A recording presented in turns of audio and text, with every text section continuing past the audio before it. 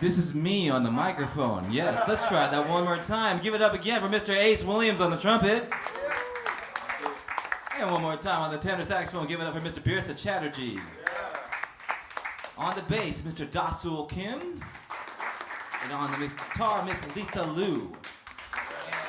And welcome to the 2023 AAPI Jazz Fest reunion and concert, aka 5 people that were here about a year ago, part of an amazing thing, and are here back one more time. My name is Victor Lin. I'm a pianist. I'm a violinist, but mostly I'm just an Asian dude who plays jazz and thinks it's a good idea to get more people to listen to this music. Yeah, and play it, all right? And with me, obviously, is the person who's really running the show. Well, Wayne couldn't be here, but in his stead, the man, the guy really truly who's responsible for so much of the stuff, including this live stream. Thank you very much. Hi. And these great screens. I've never actually, I've never played a solo and looked at a giant jumbotron of the side of my face before. But this is really kind of amazing. Give it up for Mr. Peter Lin over here. AAPI Jazz Fest. This is, as we were saying before, this is a reunion kind of concert. But I don't know if it's a reunion. It's just really kind of us getting together. It's like because we're all doing so many things here in New York. But it's such an amazing thing to be able to see everybody. It is shocking to think that it is literally only less than a year ago. It doesn't seem like it was that long ago, but so much has happened in that time. And here to tell you just a little bit about what's going to be happening on May 20th is by himself, Mr. Peter Lin. Give it up. All right, thank you, Victor. And just so everyone's clear, we are not related. Yes, we are. Lin's a very common last name. Now, son? We get that a lot. But hi everyone. My name is Peter Lin. I've been producing the AAPI Jazz Fest for the past 2 years. Last year was our inaugural AAPI Jazz Fest, actually held right here in Clements, and utilizing also the Great Hall. That's that giant ballroom. They're currently holding an event in there. But this year, we're in a different location. This year, we're going to be at 54 Halsey Street, which is inside a Hahne Co building, inside Express Newark specifically. Usually I just tell people just go to the Whole Foods in Newark and they pretty much know where to go. So it's going to be on the second floor of that same building, Hahne Co building. You can always stop by the front and take a look at the posters, beautifully designed by Chris Flores. And I guess I'll just give a little tidbit about the actual festival that is happening this year. But before that, how about we just give another round of applause for the great musicians up here. Man, it's good hearing everyone again. It's been like too long since we all come together. So for this year, Saturday, May 20th, it's going to be happening from 12 p.m. to 10 p.m. As I mentioned, it's going to be at 54 Halsey Street. So if you accidentally come here, you can just walk right over. It's like right across the park. And there's also 2 entrances on Broad Street and on Halsey Street. It's free admission, so you don't have to pay anything. The only thing is we just ask if you want to donate. There is an opportunity to do so. We have the information up there in the front as well. You can always speak to me. We are also only have 9 T-shirts left from last year, so and they're only in large for whatever reason. So if you want to buy a T-shirt, all the proceeds go to making all of this happen. So for the actual event this year, we have 10 artists, very similar as last year, spread across 2 stages.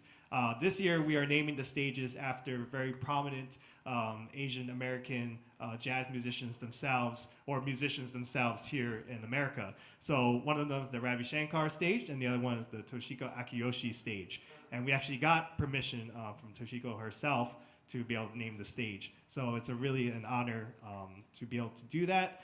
We have Takuya Kuroda, Jordan Van Hermert, who's actually coming all the way from Michigan. Not that far, but still pretty far. Reza Bassi, we have Julius Tolentino, and he's bringing in the Newark Academy Big Band. He's actually going to be here on May 10th for the Yardbird Jam. So if you haven't been to one of those yet, it's always the second Wednesday of each month. So Julius will be here as well on May 10th. Friendship, which is actually Jenny Shu's trio. Christine Correa, Mitamu was led by Vietnamese vocalist Tammy Hoon. Tim Lin, also not related. Not related. I know, it seems like it, right? Eri Yamamoto trio, and again, the AAPI Jazz Collective, which is my group. And then we're going to have a jam session at the end. We really liked that last year. Everyone here participated in that as well, so it's going to be a good time. We also have panel discussions throughout the entire day as well, because besides just the music, which obviously is going to be great, it's more like just trying to get also the aspects of the social side of the music. The stuff that we barely get to talk about when we're doing our gigs. You know, every day, all the musicians up here are hustling from gig to gig, going place to place. And a lot of times we play there and then we just say goodbye and that's it. You know, the audience kind of goes, oh, that was nice, that was nice. But to be able to say something also on stage, to tell their story, for them to express themselves in ways that they don't usually get a chance to, is very important for us. So the new thing this year is we're going to have some panel discussions throughout the day. So very important topics. First one's going to be the Asian perspectives in jazz education, which Victor Lin is going to help curate that one. There's one about the sound of solidarity, Asian and Black intersectionality in music. Another topic, the search for equality, Asian women voices in jazz. And then finally, a title that we are so familiar with, but where are you really from?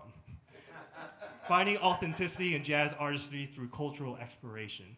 So it's going to be a very full day of music and conversations.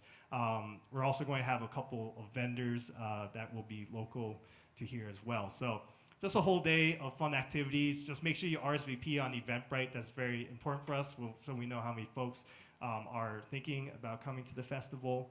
And yeah, that's basically a lot about the festival. You can always find out more on the website. Feel free to come up to me afterwards, take a picture of the poster, share it with your friends.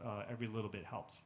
So Is it going to be live streamed? it is going to be live streamed, I forgot. So if you can't make that day, For those of you out there watching on the live stream. I think it's that camera. Oh, that one. Yeah, Okay. that one. All right, thanks, Tony. Yeah. All right. Yes. Yeah, it's going to be live streamed, so everyone watching online, if you want, you can just tune in. We do encourage you to come if you can, but if you can't, there's always a live stream available for both stages. So be sure to tune in there. And I'm going to hand it back over to my dad, Victor Lin. Give it up for Peter Lin, everybody. So one of the things Peter didn't mention is that we've been Peter and I kind of have been talking about doing this sort of thing for several years. And, a lot of times you'll go to a jazz festival and that's cool, right? Or any sort of festival in which, you get to just go and kind of just sit down and be entertained, But I think that music's a little bit more than entertainment.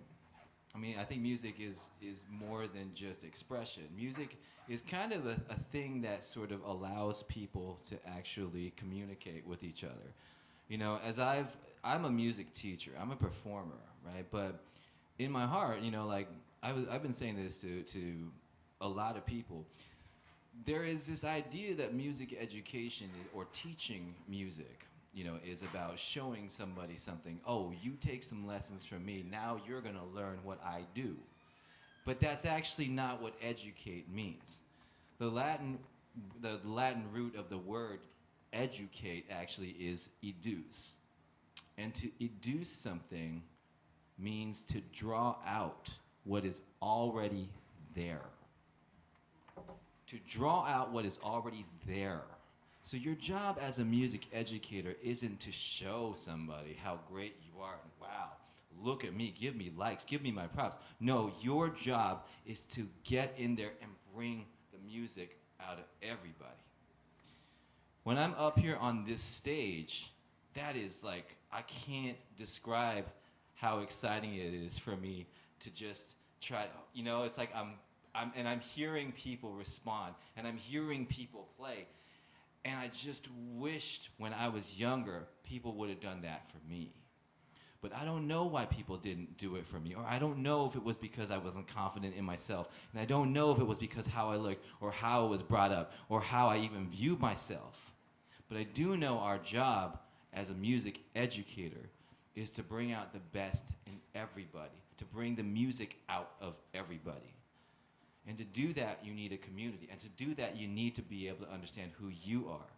And so when I actually sit here and I look at this stage, and I sit here and I look at this, right?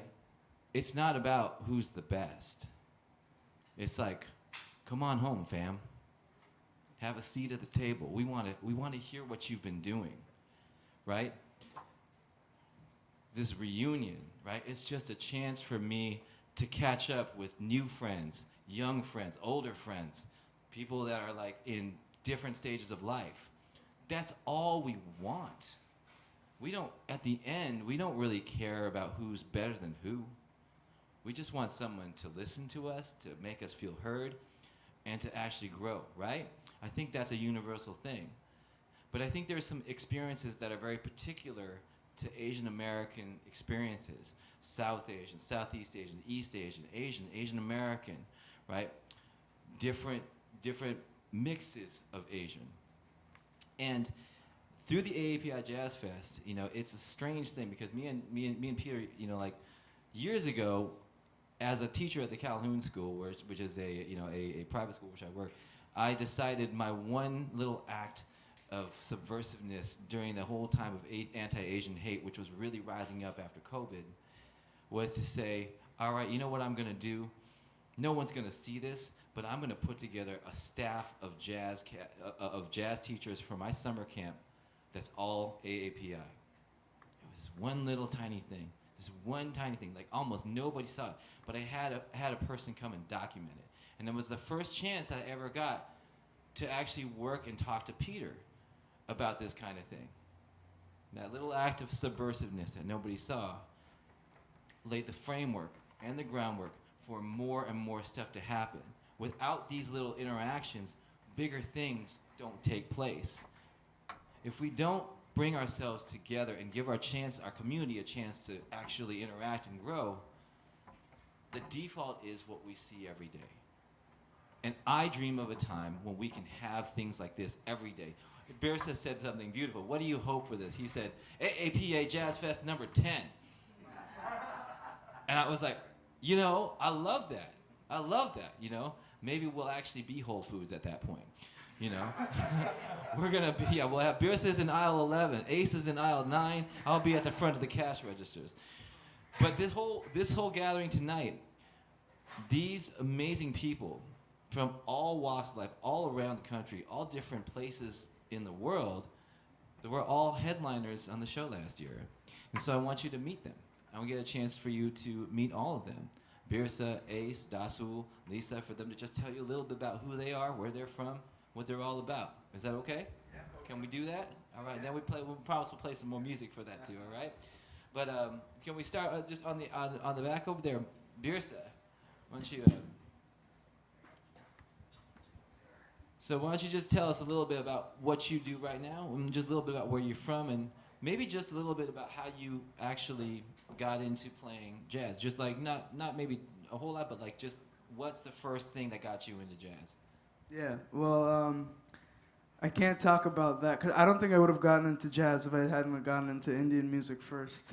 So I was born in this country, but my parents are born and raised in India.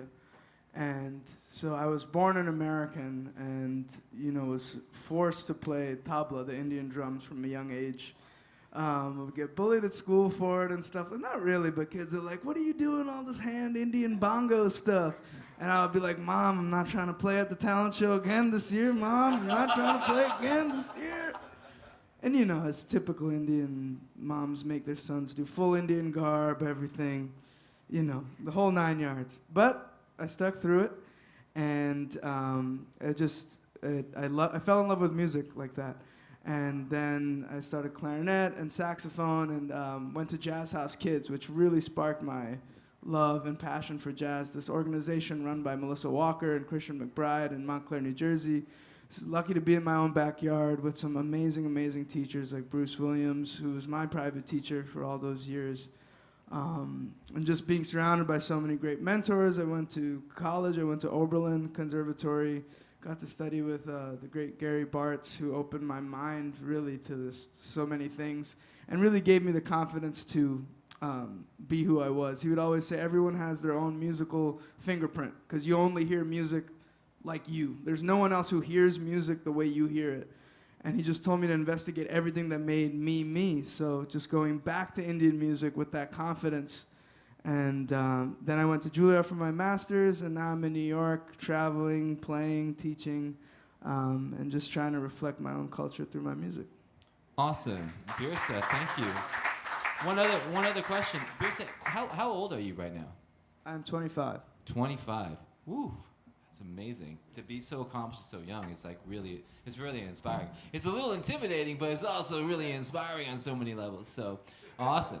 All right, next, Miss. You know Yes, sir. what makes an Asian most uncomfortable? What's that? It's getting complimented. Man, you suck, Birsa. It feels like home. Oh! Sorry, Mom. Sorry, Birsa's mom. We didn't really mean that. But that really is. Thank you so much for sharing that. I mean, there's so much to that. I wonder if does any of that resonate with you? But or why don't you talk a little bit about like who you are and what your experience was growing up? Ace, go ahead. Hello, my name is Ace Williams. Yes, sir. I'm currently a freshman at the Juilliard School, and it's my first year living in New York, and it's been a lot of I mean, it's life. It's a lot of hardship, but a lot of good stuff too. I'm really thankful to be there right now. A little bit about me, I guess. I'm from Maplewood, New Jersey. As many of you know, my dad is tenor saxophonist Willie Williams, and so I just grew up all around the house, just like hearing him, hearing him shed, hearing him, gig. He took me to some gigs, and I'd like run up on the stage, start dancing and stuff like that. So that was like my upbringing, and not hear him play records around the house, him show me stuff, as well as my mom. My mom is Japanese, and so like kind of like having that strong black identity while having that strong Japanese identity was something that was very vital for me. And honestly, some Japanese music, specifically J-pop, that my mom would play around the house is starting to seep into my music right now.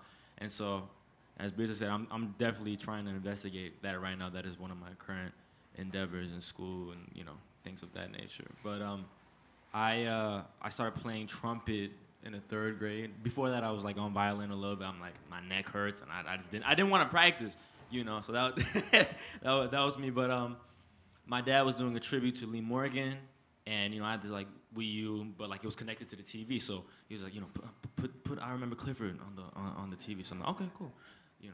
I'm some little kid. I don't know what I'm, And by this time I'm like looking up like Duke Ellington and John Coltrane and stuff like that. So I'm like I was like in love with the music. I'm starting to fall in love with it.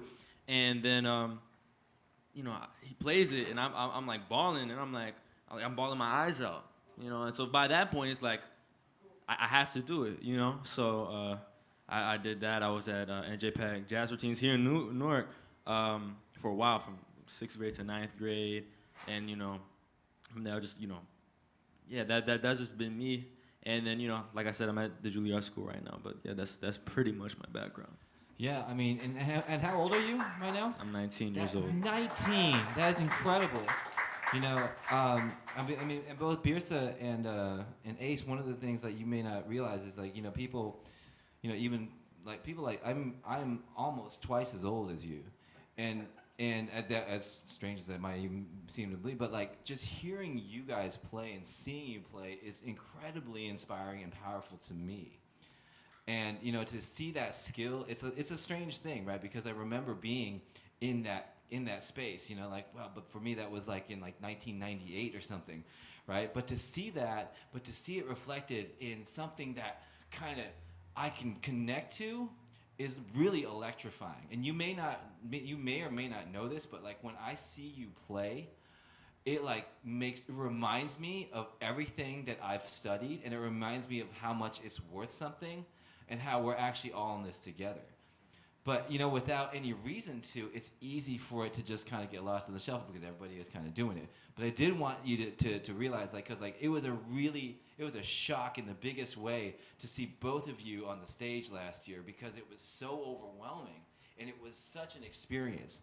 Was anybody here for last year's festival? Was anybody here for last year's? No? Okay, hey, is it? You can watch it on YouTube. But it was the first. We called last year's festival like Attempt Zero, right? We were like really honestly trial running it. It's like, will anybody come? Is it going to actually be cool? And the idea and answer was kinda and yes, right? Will it be cool? Yes. Can we get people to come out? That's the thing we're trying to figure out more and more every year, right? And who is it that we want to have coming out? Musicians, people in the community, other people that can identify with the AAPI community. And ultimately, to me, it's almost like giving people who look like us the permission to engage in this music, which is black music, right? Which is something that a lot of people who look like me have no intention of ever going near. And we're bridges to that, whether we like it or not, right? Whether we're forceful through it, like a grenade through a window, or if we're just subtle about it, like a chord on a guitar, right? We have to move that conversation forward. Now we can do it with some style, and we can swing into it too, which is my preference, right?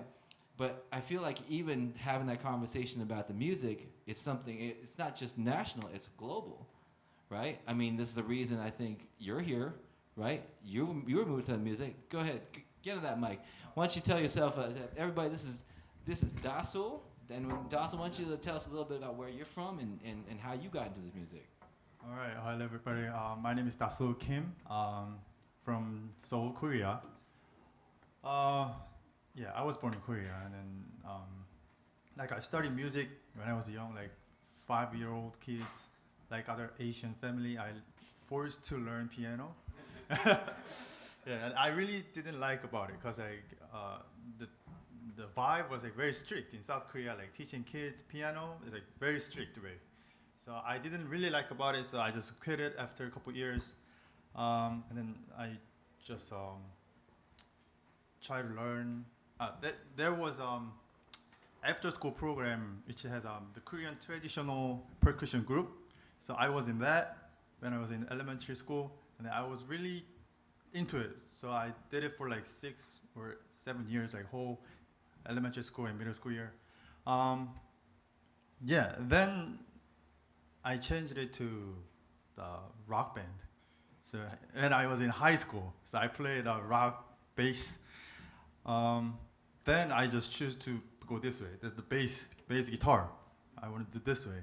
And then back then in South Korea, like jazz was not mainstream. Like, I have never listened to jazz before I graduated high school.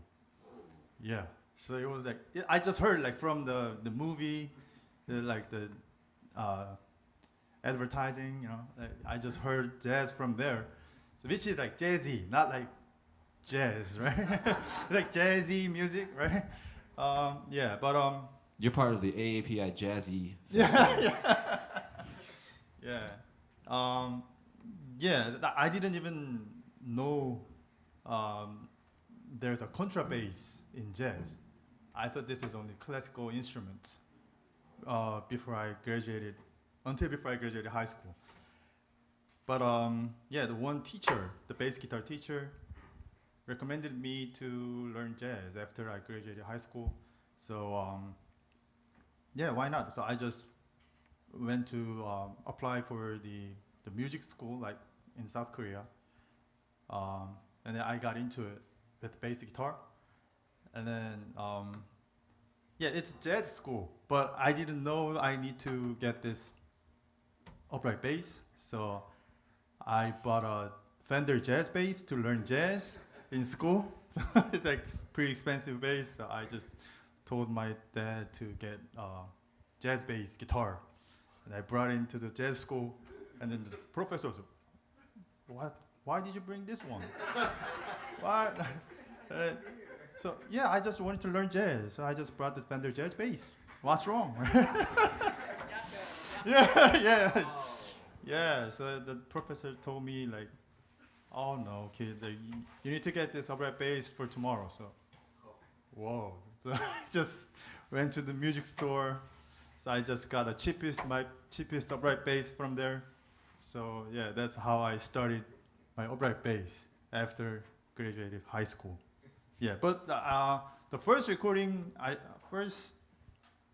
heard in school was like the Mac the Knife by the Ella Fitzgerald. Mac the Knife? Yeah. So that recording gets me to the jazz. So like, from there I really love to play swing, like walking bass.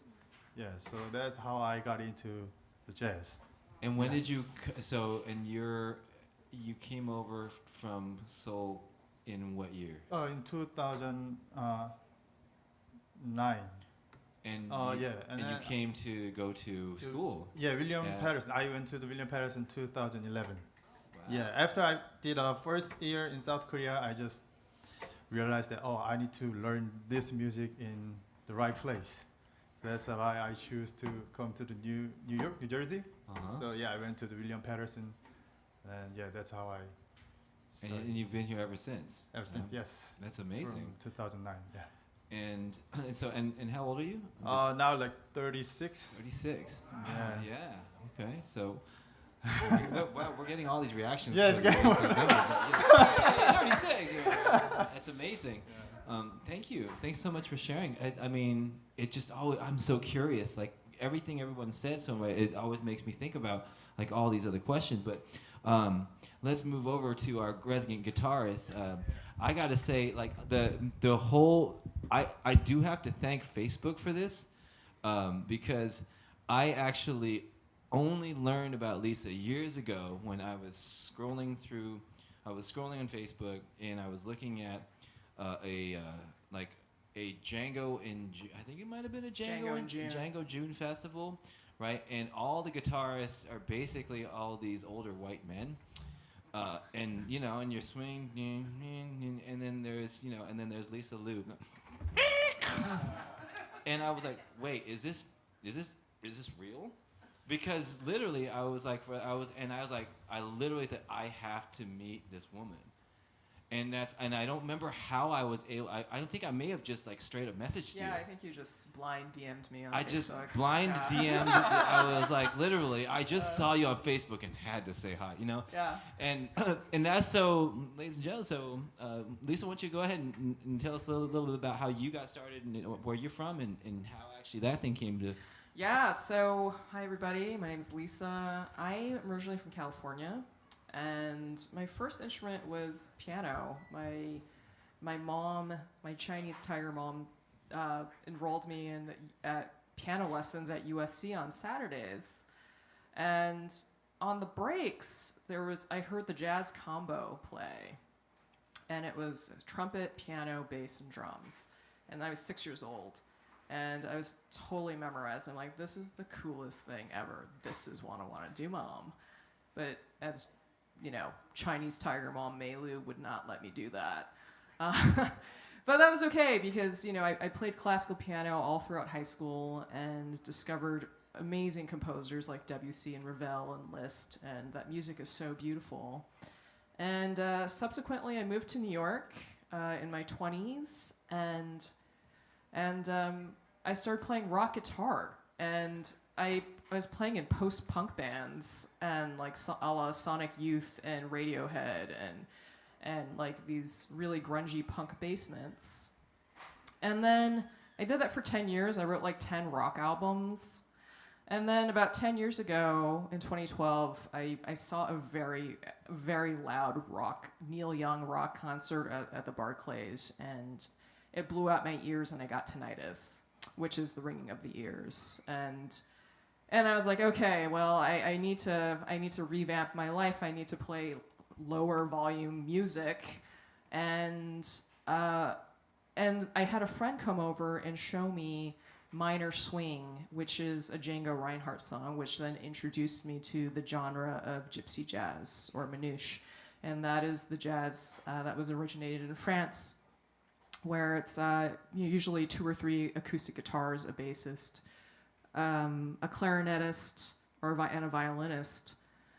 And in some cosmic way, I felt like it was the universe bringing me back to my first love of jazz through French jazz. and I've been to France a couple of times to play with the French gypsy jazz guys, and that's where I felt like I really got my swing. Like I really understood the concept and the feel of swing through that music.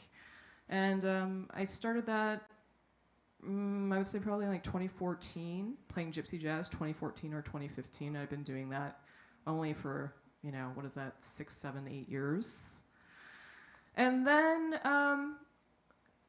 I was teaching at the Django Reinhardt Festival, and that's where Victor discovered me. And then I met him at the Calhoun School, and I heard him play violin, and I'm like, oh my God, you're amazing. Can you record on my album? So I had Victor. Not only is Victor an amazing pianist, he's also an incredible killin' violinist. Because Asian. Yeah, exactly. Right. So, right, exactly. And so, Sorry. yeah. And then last fall in September, I was playing the Archtop Festival in Denver, Colorado, and the festival had just started. I was playing gypsy jazz guitar. They had booked me as a gypsy jazz artist. The festival was still starting, and so I was just hanging out in the hotel on the patio, and Roger Sadowski, who is this amazing luthier, comes up to me and he's like, "You're Lisa Lu, right?" And I'm like, "Yeah." He's like, "I want you to try this guitar." And he put it in my hands, and I haven't really played archtop guitar since then. I was a gypsy jazz guitarist, but I had this. He put this guitar in my hands, and it was like, I felt my chest open up, and I was like, "Oh my God, this is an amazing guitar." And then, I flew back to New York, and I just still had this intuitive feeling of like, I need to reach out to Sadowski. And he's based here in New York City, in Long Island City, and it turns out that he had 3 models already built, which is very unusual for an independent luthier. Usually you have to just say, "Hey, I'd like this guitar," and it takes them a year to build. So he had 3 already ready, and I felt like Goldilocks. I just got to pick the one that I wanted, and so I picked up this guitar in November, and then I felt like it just completely opened up my world of like not only being able to play gypsy jazz, but then also being able to play within this, standards 50s and 60s context. So that's been a really amazing journey, and as my jazz journey has continued to unfold. That's an amazing story. Thank you so much. So one of the interesting things, Roger Sadowski. So for those of you that don't know, Roger Sadowski is a boutique level luthier who's famous for making basses and guitars.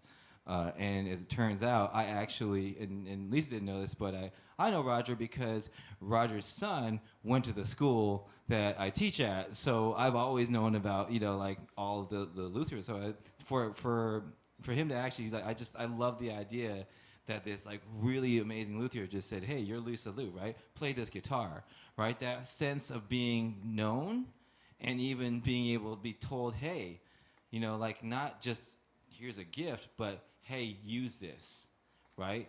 That kind of feeling of somebody expecting you to do more, right? Not like, "Oh, you got to do more," but like, "Hey, what if," right? Yeah, I think it was a real magical moment, of serendipity. I think he's an incredible intuitive luthier, and I think he just knew like, oh, I think Lisa would be a really great player. And what I really love about Roger Sadowski is you mentioned that he makes basses and archtop guitars, is that he makes basses for Will Lee on the Saturday Night Live and Radiohead and Frank Vignola and Jimmy Bruno. He's a very multi-genre instrument maker, and I think he just had this intuitive feeling that, oh, I think Lisa would be a good fit for this. And that's amazing. It was magical, right? In that way. And just the idea, and this kind of harkens back to the idea of having a community around you that actually believes in what you want to do, and what you do, and what you're going to do. And one of the things I did want to actually point out about the AAPI Festival, which is so interesting. Everybody on here, with maybe the exception of maybe this little thing of Peter, everybody on here did not perform on these stages last year. These are all new people that are new to the community. And we're promoting that, right? In an era where we're all about self-promotion, this era of like, oh, you know, am I gonna get on the gig? Am I gonna, like, to go against this idea of maybe we're all part of something bigger. That was the idea. I think that was the pitch, you know, when you guys played. And I wonder if you could, you know, if you could, since all of you were, you know, incredible headliner acts from last year, could you just talk, maybe just share a little bit about what your experience was like for last year's festival, beginning with you, Birsa? Yeah, I mean, Peter asked me to play like right after I got off a long flight from India, and I was like reading it like AAPI, like what the heck is that? Like, okay. And then I landed, I'm like, oh wow, like a jazz festival for Asian people. Like this is amazing. And so one thing led to another, and I was really, really excited because I had just started my own band that same year, writing a lot of original music and adaptations of a lot of like classical Indian songs that I grew up or my parents grew up listening to. I grew up studying, so to put those in a jazz context was something I was working on, and the AAPI Jazz Festival was the first jazz festival I got to play at to showcase my own work. And when I walked in, I expected for sure a lot of Asian people, and you know, that was one thing, but I was so taken aback by all of the people in our musical community and in the Rutgers, Newark community and from all over that were not Asian that came out to support us and check us out. You know, we've played for ourselves a lot, I feel like, you know, but like to be there with each other and the rest of everyone else and them appreciating it, sitting through the music, being moved by the music, just like the level of love and acceptance was something I hadn't experienced before. 'Cause you know, we're minorities, but we're like almost minorities of minorities sometimes, it feels like. You know, so there's really like such little representation. And to see that and to potentially be that for someone else coming up is not something I take lightly and something I think is so, so important. So it was a transformative experience. That's amazing. I mean, I would definitely agree with you as far as like, I had a very similar experience. I was thinking, who's gonna come to this thing? But then to see everybody who came and then to watch the effect that it was having on the music, it was like there was this big cognitive disassociation. I was like, wait a minute, this is not making sense, but I love it, right? Because I have never seen this before. I don't know, Ace, can you talk a little bit about how it was for you? You know, I mean, I think it was the first time I was meeting you, and I was just so blown away. I was like, who is this kid? This is incredible, you know? Well, first of all, Birsa, I think it's so interesting that you mentioned that because a lot of it was like,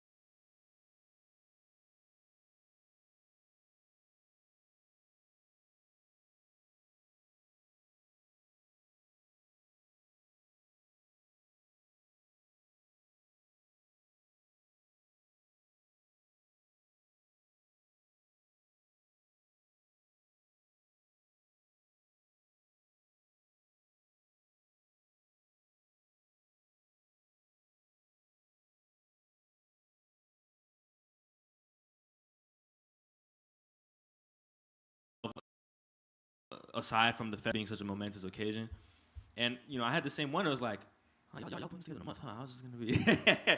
You know, and then they came together and just like we walked in and it was like this huge thing, and you know, all these people pulled up and it was just like, it was amazing. You know, like I think I saw Peter advertise it one day, and I was on my story. I'm like, I'm talking to Rio. I'm like, man, I was just thinking about together. Let me see if there's any spots open. And then, you know, thankfully there was a spot open from, you know, my band to play. So, and that was one of the best audiences I think I've played for like ever. Like the energy was crazy. You know, like it wasn't the most refined music ever, but like the energy that we got from the audience was like amazing. There was just a lot of love in the air. And it was right here. Is it really? It was right here a year in ago. Clements, right? Which is crazy to think about, you know. And yeah, I no air conditioning. Right. No AC. Yeah. Right. That was That's a key. and we right. Man, we were sweating our tails off, man. It was just like, oh man, how are we gonna do this? It's 90 degrees. I'm like, oh my god, you know. But nah, it ended up working out fine, and you know, yeah, it was a great experience. And I think I told Victor that like, you know, it was kind of like my first time being a part of like an all Asian event, you know, like an Asian focused event rather. So you know, for me, in my background, I wasn't really there wasn't a lot of Asians in my town, so it was really cool to kind of be a part of that every time. At least, especially at that point before I went to college, it was like every time I got a chance to be around like a majority Asian thing, I just always be, oh my god, let me see what it's about, you know. So, and speaking of which, we met for the first time, me and Victor, and you know, kind of seeing somebody that was older, that was Asian. I'm like, oh yeah, okay, so you know, they're all older Asian cats that are there to look out for us, and then that was kind of reflected when I came to New York as well. So like, I came, I played at this festival, saw many different musicians, and when I went to New York, it was illuminated in that it was kind of emphasized when I saw Asian cats that are out here doing their thing. Like when I got to talk to Harish Raghavan or like cats like that, and you're just like, oh shoot, it's like it's a great thing. Yeah, I mean, all the talent in the world, if you don't have the confidence to really use it, and the confidence really comes from having other people to look up to, and the ones that literally just, look at you, put an instrument in your hand, tell you you're doing great, or just invite you to stuff, right? I mean, that's that's a beautiful thing that we can actually see in this community, and it's like it's exciting because as much as you're getting from having those people, like people that are on the older side, I'm telling you that makes us want to keep on, continuing to put this stuff together, So yeah, Ace, and then Daseul. I'm just curious. Well, I never talked to you after last year, so I never got a chance to, right? But I remember poor Daseul drove me from a rehearsal to what I thought was going to be the Newark Broad Street, and we put it into Google Maps, and I think Google just thought it was Newark Penn. And it took us, I think, 7 minutes to realize that we were going to Newark Penn, but both of us were so unfamiliar with Newark. So that was my bonding experience with Daseul, was having him generously offer me to drive me to the train station, and then basically have me nearly miss the second train that was coming 45 minutes later. But I got it, but that was cool. But Daseul, can you tell us a little bit what the experience was like last year playing for the AAPI festival? All right. So I think I was the only that was not headlining last year. I was part of AAPI Jazz Collective, which is led by Peter Lin. I think the AAPI Jazz Collective is more like a small version of AAPI Jazz Fest. It's like AAPI Jazz Jazz Collective is all musicians are from different places in different Asia, like from Japan, Korea, Taiwan, and China, right? So it was great playing with these people always, and then also we play out of this festival. After the festival, we play like this year Metropolitan Museum, and then we play a couple of different spots. It's always feel like coming home when I play with those people. So and the last year was like starting. We started with the festival, or was it little? Yeah, right. Yeah, it was a great experience playing with those all Asian musicians together. It's not happening often. It's kind of rare, right? And I think Peter Lin can explain more about the Jazz Collective. Yeah, since he. But I'm interested in how you felt, like just this idea, because and I wonder often, when we say AAPI, there is a part of me that kind of like is because the Asian American part, you're not American, you're not Korean, right. So technically, it's like you might look like you're part, like of the AAPI, but you're actually from Korea. So, I don't know how that plays out for you, but as being how did, or is there something? Sometimes I feel bad because I feel like you could probably be even more eloquent, if you just spoke Korean, because I can feel like, there's so much you want to say, but if you could kind of just, can you talk a little bit about like just how it feels to be yeah. in, So or just compare? yeah, as the musician in the New York and New Jersey, I usually play with non-Asians more, right? So when I play with them, like it's great. It's great to play like all the great musicians, but there are always something that like I cannot really share. Like there's some I don't know. I think it's because of the culture or because of my personality or language. But there's always like little barrier, right? Yeah. It's not a bad thing. It's not a bad thing. I feel great when I play with those musicians, but there's always something like this. When I play with AAPI Jazz Collective, it's more like coming home. And then there are some musicians who from other country like me, like they were born in different country, right? So they know what I've been through, right? And those playing in this United States, like the foreign country. There are a lot of like hard stuff going through, like the language, and then try to play better, right? Is it all have different background? Like if you were born in here, you're more familiar to the jazz music, like right? You're exposed to more jazz music when you're young.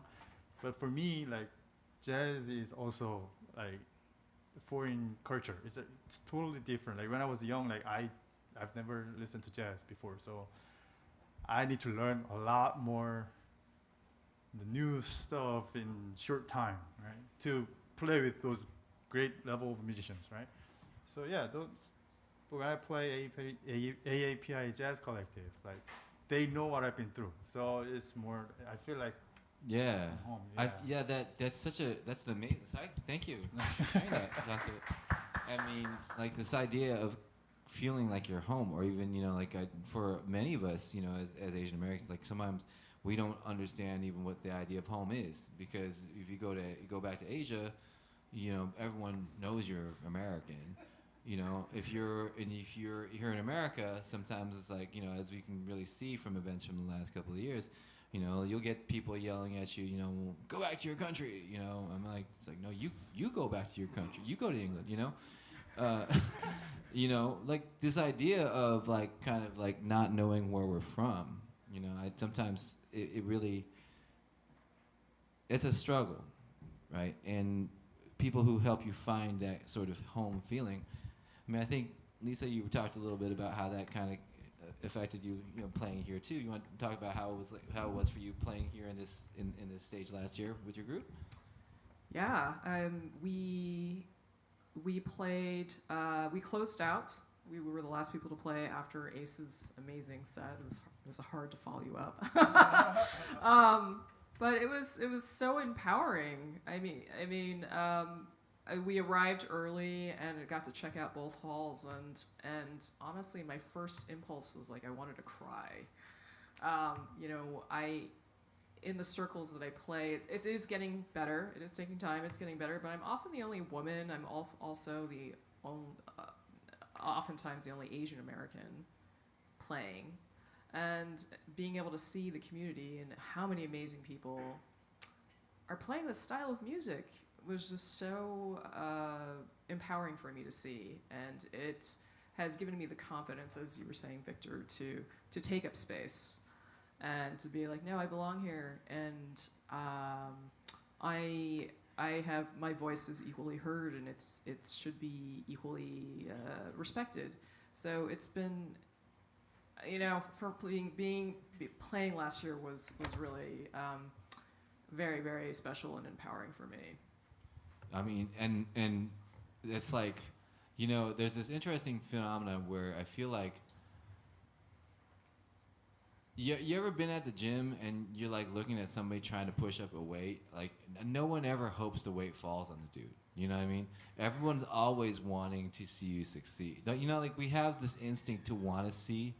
You know, I don't know if this is true or not, but I kind of feel like we want to see people succeed, right? If you're close to something, oh, come get it, right?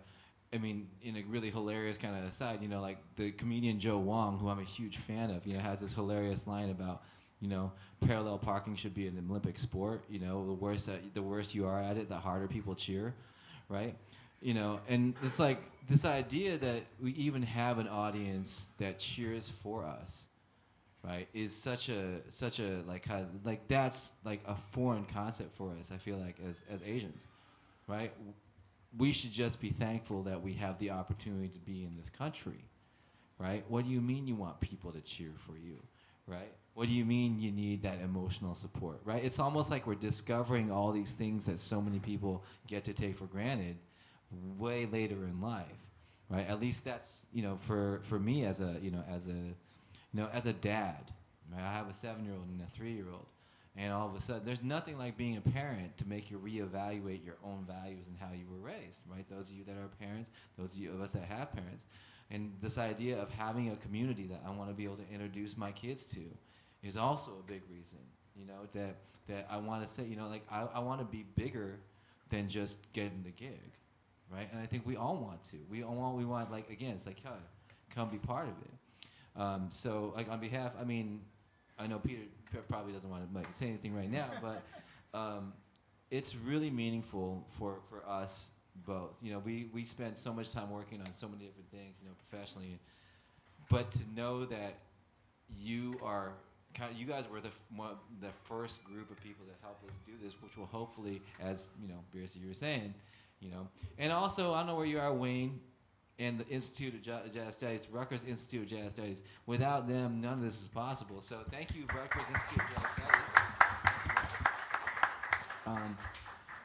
And I want to thank you guys for coming out and being part of this conversation. We're actually just sort of talking. This is the first time we've got a chance to see each other, like literally together, except for the one Zoom call like last week. And so what I think we want to do, we'll play one or two more tunes, and then we'll take a small break, and then we'll get to some smaller like iterations of the music. Is that okay? Is that all right?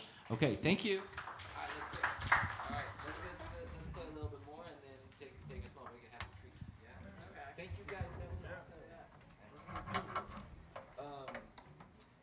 Let's see here. Can we do?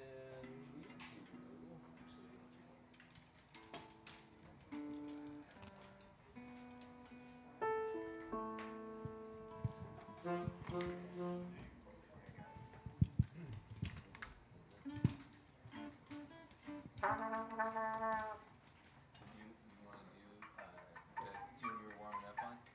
Oh, sure. There will never be another you. Oh.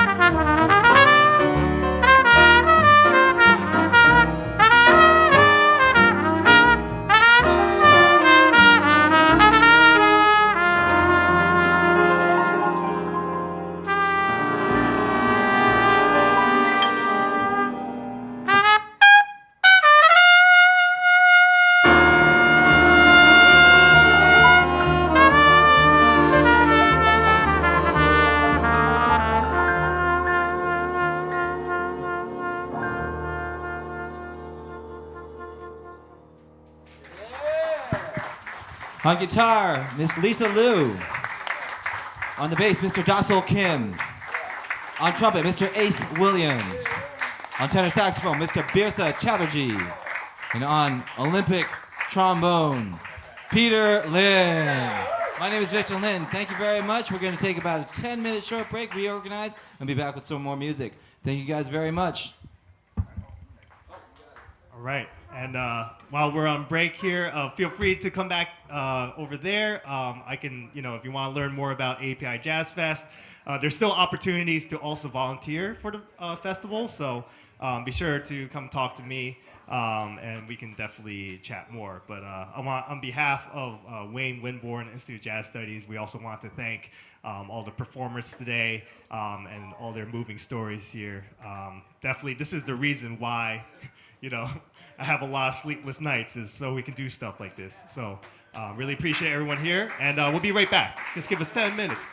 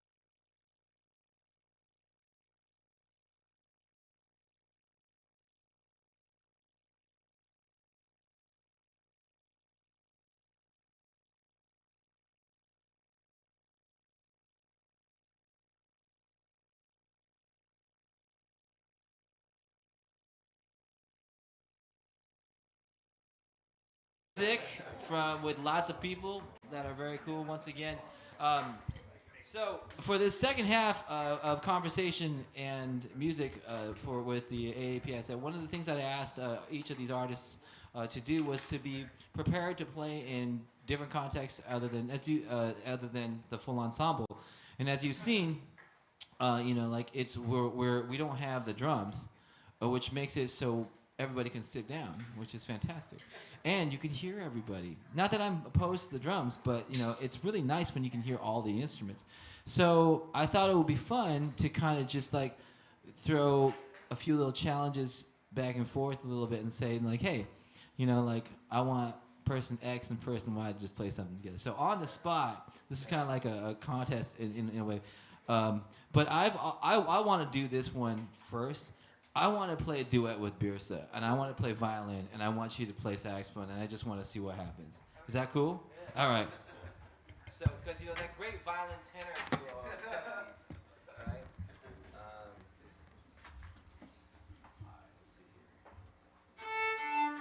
What you want to play? Yeah. See, therein lies the interesting question, right? Let's see here. Should I be under? Sorry. Yeah, you should be there again. You want me to be here? Yeah. Or can I get closer at all? Or into no? Or should? Is that all right? Okay. That's cool. I can move. No, that's fine. Or you want me to stay here? All right. That's cool. All right. So I guess you and me just like this. Let's see. Okay, go ahead.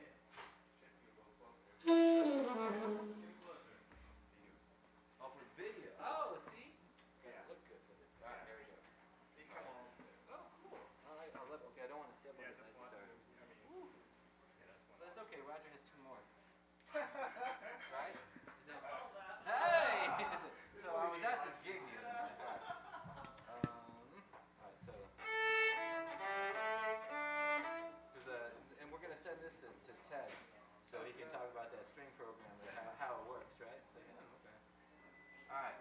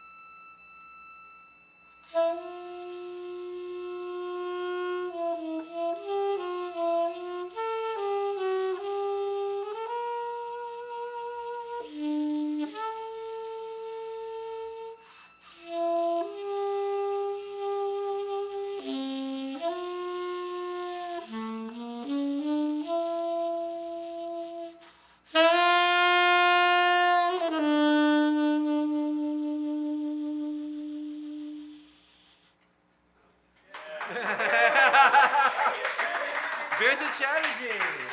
Oh, amazing. Oh, okay. Woo. All right. Next, I would like to hear Daseul, and can you and Peter play something? Yeah? Daseul? Peter? Yes, sir. Woo.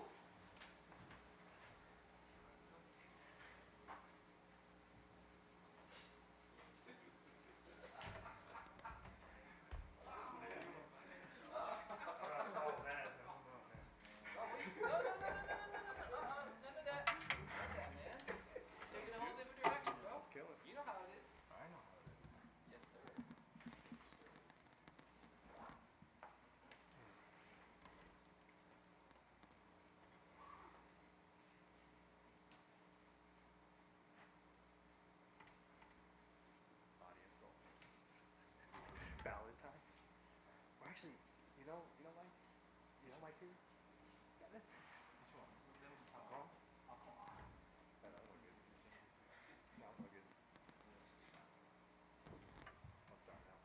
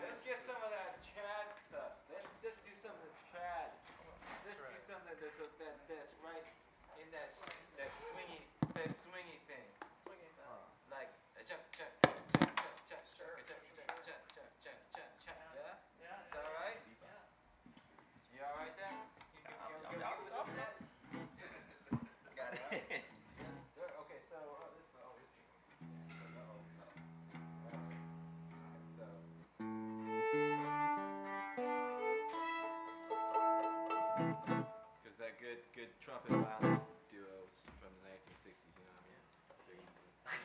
It is.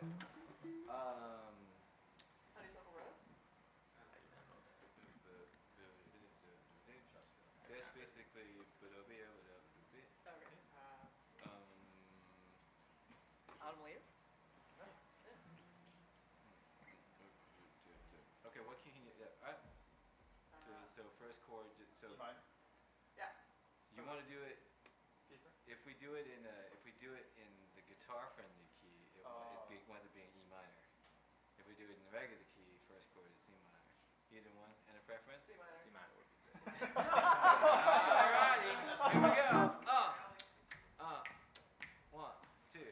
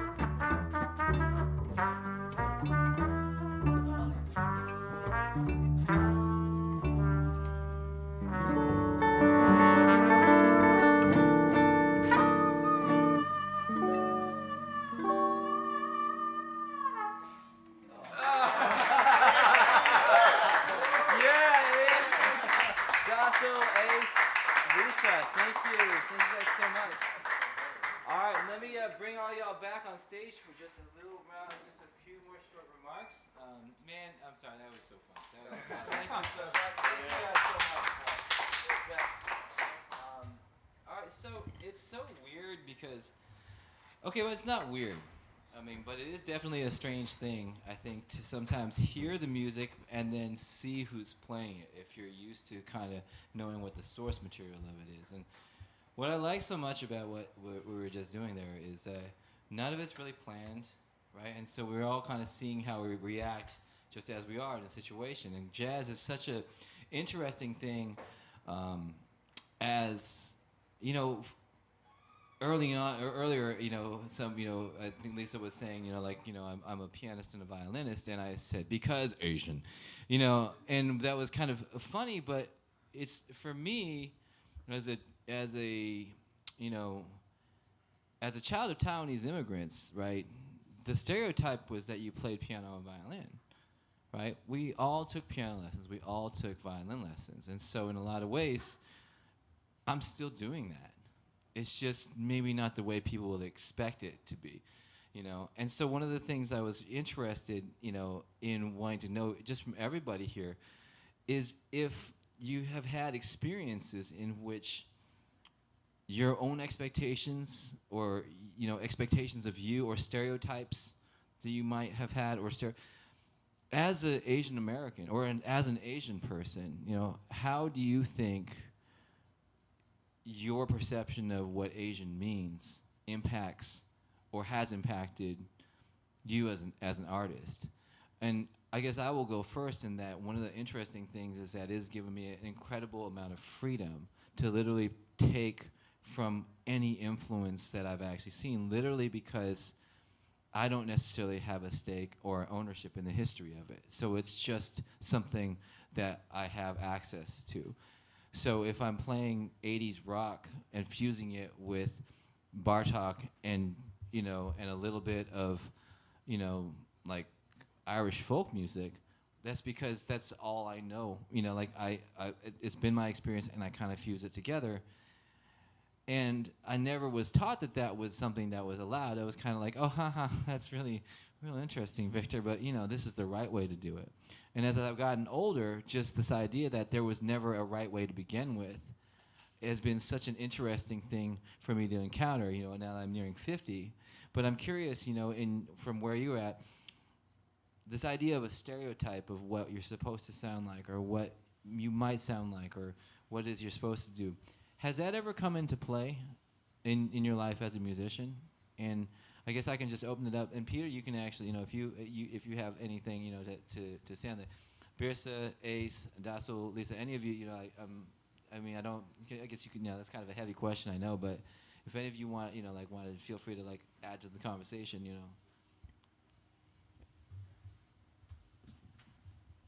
I think for me, music means freedom. And very much in your line, Victor, of blending genres, whether that be Bartok and bebop or 80s rock and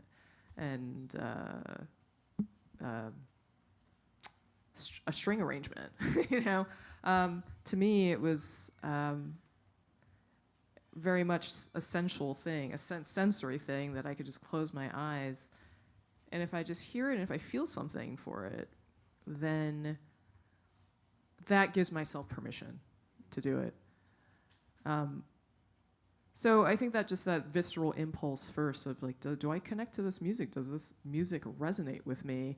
I mean, I can say when I was 15 playing Debussy, something moved in my soul, and I was like, oh my God, my soul's kind of French, and it's just, I really, something that you connect to, I think it's something really visceral. And then certainly when you move into more professional spaces and just showing up to jam sessions and all that, for me, I can only speak anecdotally, I can't speak for everybody else, but to see diversity, I'm going to jam sessions now, and wow, I'm seeing Asian people, and I'm seeing more women, and that to me just brings a sense of relief that all ideally all are welcome, and we all have the permission to play the music that feels good to you. Did you ever have a point where your perception of what you could do was limited maybe by the reality of what maybe you saw or maybe what you thought, because I am Asian, maybe I can't or shouldn't? You know, oddly enough, I think in music that was my freedom space. I think regular life was where I had to negotiate that and release those. We had this conversation yesterday about releasing those stories of like, I can do this. It's completely up to me, and if I give myself permission to do it, then I can do it. So what I'm hearing you say is that like the stereotype where the limitations start to show up actually for you, it's almost like music is an escape from that, because everyday life is so much about negotiating stereotype, and you know, it's almost like every day you have to deal with, because that's not ever going away, but maybe it can kind of like diminish a little bit in music because you have control over that particular narrative. Totally. And you know, I think as I've gotten older, I'm more deliberate in applying that same sense of freedom to my own life, in my everyday life. So that's been a really interesting process in the last few years to see, and to just not be limited by those stereotypes in everyday life. And thanks for sharing. I mean, obviously there's a whole lot there, but I mean that's getting into some really personal stuff. Totally. So, you know, thanks for you know being able to go to that spot even, you know, because that's very powerful to actually open up and talk about what's vulnerable, right? I mean, Birsa, you were about to say something, and Mo, you have some thoughts, you know, from being from your family and your experiences. Yeah, I mean, in a similar way, I always felt like the music was an escape from all of that. You know, I was lucky enough to find jazz in a community of like-minded people my age, teachers, pretty young. You know, like middle school, and I honestly think it saved me. You know, because jazz music, that community was the first time in my life. First time ever where not from my own community, it was cool to be Indian. First time, because I was just born and raised with opening up my lunchbox and this delicious curry that my mom like made the night before, delicious. And like all it takes is like one snooty white kid at the end of the table like, ew, what is that you're eating? Go back to your curry house, you know, like stuff like that. So there was this huge identity crisis I was having, and I was embarrassed of my culture and of my upbringing. When my friends would come home to visit me from school, I'd make sure my mom didn't light the incense in the mornings, and I'd open the windows so the smell of the cooking would go away, and all this stuff.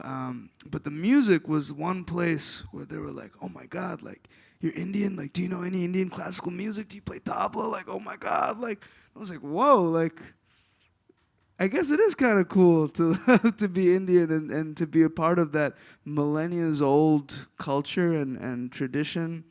And so, yeah, honestly, jazz music, if it wasn't for jazz music, I really don't know what I'd be doing. I don't know what my mental state would be, but it's really given me the belief and faith to investigate myself, to learn about myself, to be as unique as possible.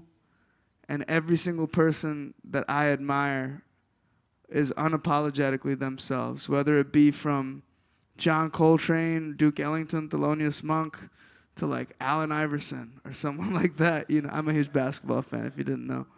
But actually, Allen Iverson had this quote that always stuck with me, and it was... We're talking about practice. Nah, not that quote. Not that quote. Allen Iverson said in an interview recently, it's an insult to the creator, God, whatever you want to believe, to be anyone else other than your 100% true self. You were made for a purpose.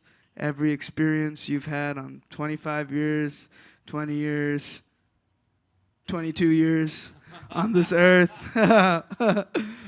is super valid. And every single person in the world, I was just talking to Keith earlier about like how important it is to greet every single person with like an equal amount of respect and love, no matter like who or what they are, because they've had like so many experiences that make them who they are, so much to learn from every single person. So I'm just super grateful for this music, man. Yeah, I mean, that's amazing, Birsa, and you know, that kind of segues really nicely into, Peter mentioned that there are a couple of panels that are going to be at the festival. One of the things that I've really been adamant about, when we do things like, if we're going to do an Asian Jazz Festival, it can't just be a one-off where we just do it and yay. There's got to be a bigger purpose. There's got to be something that draws people to it, where you're left thinking about something, that you want to change something, that you want to build something, where you don't just want to like swipe up or push a like on it, right? We want to be able to say that there's something that we're moving forward and moving towards. And I wrote about this, maybe about 8 or 9 years ago. But so I grew up in Seattle, Washington, and I didn't actually hear jazz until I was about maybe like 15 or 16. I had no intentions of ever being a musician, but I did grow up playing piano and violin, and I actually improvised out of necessity because I hated practicing. So I figured out that if I could make up stuff that kind of imitated what was on the page, I could actually, you could put the, so regular music is maybe a little bit larger than this, but comic books are slightly smaller. And from the back side, if you put up music and you put a comic book in the middle, you can actually get a lot of comics read, and while your fingers are just sort of improvising, and because your parents don't know the difference, right? So that was actually a practical thing if you really want to get into it. But growing up, like I remember countless, times of being ashamed of who I was, not the least of, which reason was because of, all the strife going on in my immigrant family. They came over in 1970. My brother was born in 1971. I was born in 74. You look back on it, if you got, a young man and young woman, 2 kids, in a culture, in a climate that they don't know the language, they don't really know what's happening. They're got to raise 2 kids. There's tension in the house already, right? So learning about that, this idea of like what they must have been going through. But when you're a kid, you're embarrassed by that, and what I'll never forget though, when it came to music, I had the incredible fortune in a sea of whiteness to have the majority of all of my most regaled music teachers, the ones that inspired me, all just happened to be black men. And I could never understand why they never promoted the black conductor, because he was clearly better than everybody. It took me much longer to realize probably why, right? It took me a while to understand why are all these black men being treated differently than the white ones that I am seeing. It took me a long time to realize that inequality reached all the way into my own life, and yet I was ignorant of it because the thing is, a lot of my teachers never talked to me about it. They were only concerned with me. It wasn't until much, much later that I had the courage to actually ask them. And a lot of times they didn't want to speak to me. They didn't want to they wanted to, in some ways, they wanted to shield me from a lot of their experiences, right? Which is heartbreaking. And I think that in the middle of things like jazz, jazz is often seen by the community as entertainment and cool and class and $65 cover charges and $40 drinks, which are a sign that somehow, we're the upper crust of things. But jazz is also, a lot of tension and release, a lot of tension. And it was I was kind of darkly joking that maybe that's the part that the Asians can relate to from a family standpoint, because there was a lot of tension in a lot of households where you have immigrant parents. But being able to navigate that tension and release is part of the design of having a AAPI Jazz Fest too. Because if you look in this room right now, there is a lot of diversity. But, you know, I don't see a whole lot of people who look like us sitting in that audience. And I can't but wonder, why is that? And can we do something about that? Can we actually tackle the elephant in the room and say, are there places where the black population and the Asian population have any place to actually reach some sort of interactive ground? Or are we just going to let the default continue to be separation? I can name it. I see it. I teach in a private school. I have kids who go to public school, right? But I'm not white and I'm not black. So my perspective doesn't fall into either of those narratives. But if you're playing jazz music, as far as I'm concerned, you have an obligation to speak up for the community, for the black community, for the musicians community. If you really want it to be about actual jazz, then it can't be just about you and entertaining and getting a gig. It's about learning where it came from, learning about yourself, and learning how that all kind of like works together. Now, I know this is probably way into this is probably not exactly, like the friendliest and easiest of conversations to have. But I will say this, it is the most important conversation to have. Maybe not with words, but with notes. Maybe not with words, but with action and presence. Because it says the world to me to see you out there. You don't need to say anything for me to be moved beyond belief. And I don't know, but I think I can probably speak on behalf of all of us as Asians, the overwhelming gratitude that we sometimes never get to express to the black community that supports us. Because we're never in a position where we even say things to each other, let alone the community at large.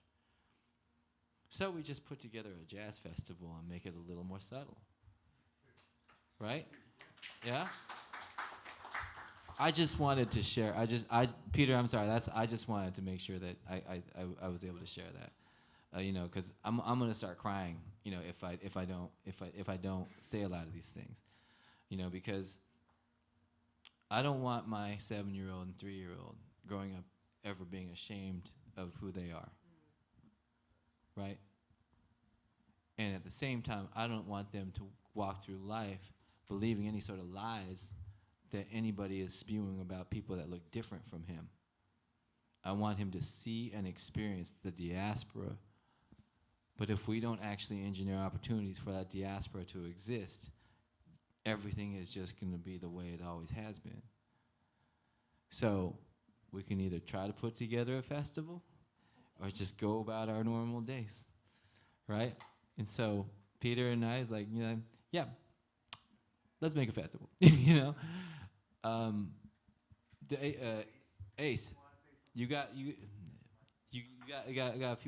few words about just like any thoughts? Because I think this is very specific on some levels. Yeah. You can speak to on a whole other level that I can't. Yeah, I've definitely been over here just thinking as you speak. Yeah, it's just like, I don't know, being a part of that. I'm literally a product of that tension. My existence, as dark as it is, my existence is like that tension. It's like, I guess I'll just speak from somebody who's in both communities, right? It's beautiful.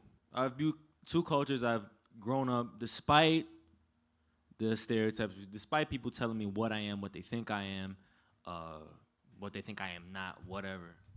I've been trying to tell myself that I am, 100% of both. That's what I used to call it, or really just I was both. I'm black and Japanese, but with that comes a lot. Just realistically, it's just like a lot of tension. There's a lot of tension between the black and Asian community. I don't have to say that for anybody to know that. That's just a thing that everybody knows about. So, I guess going back to your original question, how through my music, all I'm trying to do is just kind of represent how I'm figuring it out in my own head. Like I was telling Victor before, I don't have, you know, if somebody asked me about like the issues between the Black and Asian community, they asked me, I could tell I know less than half of, you know, how to solve it or whatever, you know, but yeah. It's hard for me to talk about, but it's not your job to solve that problem. You know what I mean? Right. That's the thing. You know, you shouldn't have that weight on your shoulders, like as if it is a problem. It's more just that tension, right? Because it's something that people aren't used to. Mm-hmm. Yeah, it is something that people aren't used to, you know, for sure. So it's just kind of like, I don't know. Through my acts, I'm just trying to like figure out how to like express that. That's all I can really do, and you know. And yeah, it's really I think it's an amazing thing too, because in a lot of ways, I think, I suppose we'll like kind of wrap up with this. You know, like we have this tendency to be conflict avoidant. I think maybe humanity does. You know, but I know especially in Asian families, you know, we try to hide anytime we got a problem, or if we don't have an agreeable thought. And one of the most interesting things about jazz, I think, is the presence of continuous tension and release. This idea of we're always working stuff out, and we're always okay with making mistakes, where you come from a culture where you're not really allowed to make mistakes. You're really not allowed to talk about stuff. You're not really allowed to release any of that tension. And in a way, that's actually breaking. You know, it's like, you're right. You know, like, Ace, there are no answers. There may only be questions.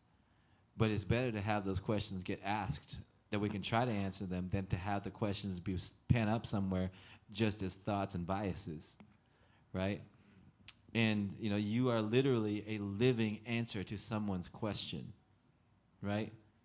And that means they have to engage with you. And, you know, you said something to me that really hit me, you know, where you said, you know, like, right after I played the set, you interviewed me. And you gave me a chance to actually speak about my experiences, not just play.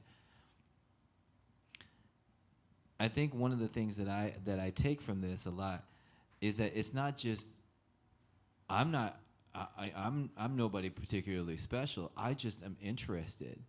And if we are collectively interested in one another, if you're interested in each other through the things that we see, that we put together, the more venues that we actually allow ourselves to interact, the better shot we have at moving that needle 1 millimeter forward again, you know? Yeah, it probably won't go very far in the large scheme of things, but I don't know. I feel like, you know, if me talking to a trombone player with the same last name as me and brainstorming on some Google Doc can somehow suddenly yield like a second time doing a festival, then maybe those little millimeters of movement are a little bit more powerful than we might actually imagine. So with that, I just want to say, again, thank you for those of you tuning on the live stream. Thank you to Lisa and Ace, Daseul, Peter, Birsa. Thank you all for coming out tonight. It's 10 o'clock, and thanks again for Clemens Place. Wayne, hopefully you'll be here for the next one. Again, the AAPI Jazz Festival takes place May 20th. That's a Saturday. It's at the Hahne Co. It's the second floor of the Whole Foods building. And I guess, Peter, you going to close us out here? Yeah. All right. Yeah.